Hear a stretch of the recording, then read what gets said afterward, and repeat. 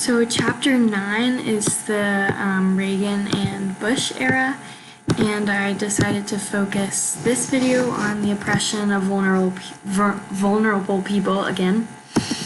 Women's liberation movement was blamed for depriving women of their femininity. Women encountered political opposition from conservatives. Women's groups were able to obtain legislation for child care programs in the 90s. The poor individuals suffered economically because of cuts in social benefits and welfare programs. Tax rates of poor and working people increased. Immigration Act of 1965 produced many legal immigrants moving to the U.S. Undocumented immigrants rose to 12 million by 2008. New immigrants worked under unsafe and unsupervised conditions that were existing from the immigrants who were here before them. Gay men and lesbians. In the 1970s, they focused on winning rights with some successes. Reagan administration was indifferent towards the epidemic of AIDS affecting the gay community.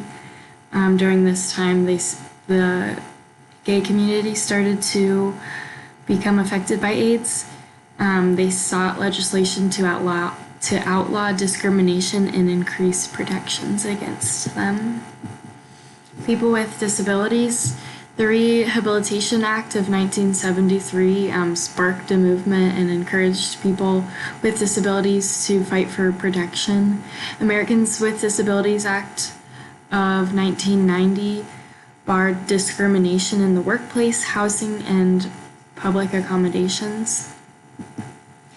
And children. Many children lived in poverty, and this wasn't their fault at all. And some problems that were faced in the U.S.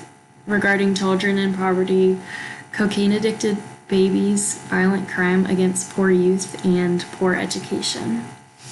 So these are just some of the vulnerable people groups and how the oppression towards them changed in the 70s, 80s, 90s.